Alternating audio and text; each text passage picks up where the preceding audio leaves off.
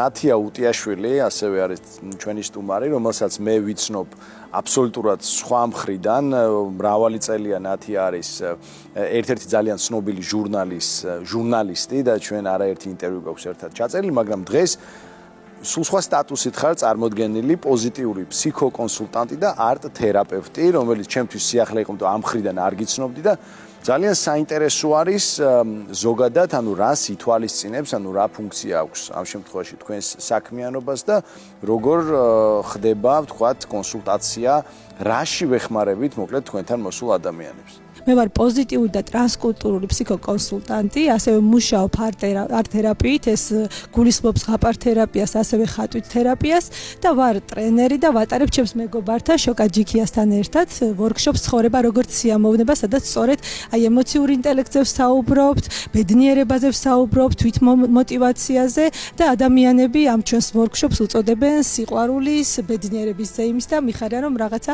ბედნიერების მარცვალი შეგვაქვს ჩვენ ადამიანის ცხოვრებაში. რაც შეეხება პოზიტიურ და ტრანსკულტურულ ფსიქოთერაპიას, ეს არის ფსიქოთერაპიული მიმდინარეობა.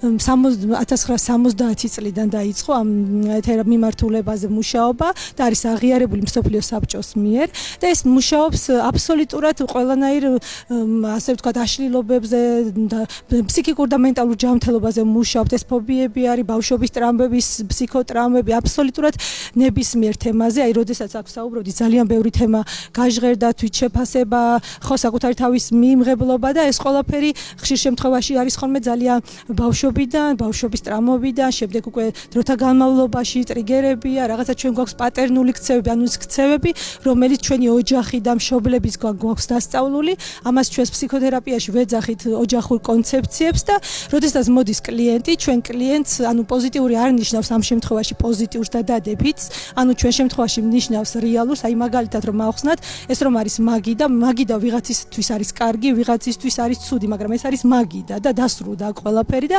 ამიტომ ჩვენ ადამიანებს ვეხმარებით, რომ აწყმოს შეგრძნობით, აქ და ახლა ცხოვრებით შექმნან საკუთარი მომავალი. ასევე ჩვენ ვთვლით, რომ ადამიანებს ჩვენს მიმართულებაში აქვთ ძალიან ბევრი უნარები, შესაძლებლობები, რომელთა შესახებ თავადაც არ იციან და ვეხმარებით ამ უნარების გაღვიძებაში, რომ დავუშვათ აი რაღაცა დამოკიდებულება ხომ არსებობს სიტყვაზე. ის დამოკიდებულებაც რატომ ხდება ხომ ადამიანის ცხოვრებაში?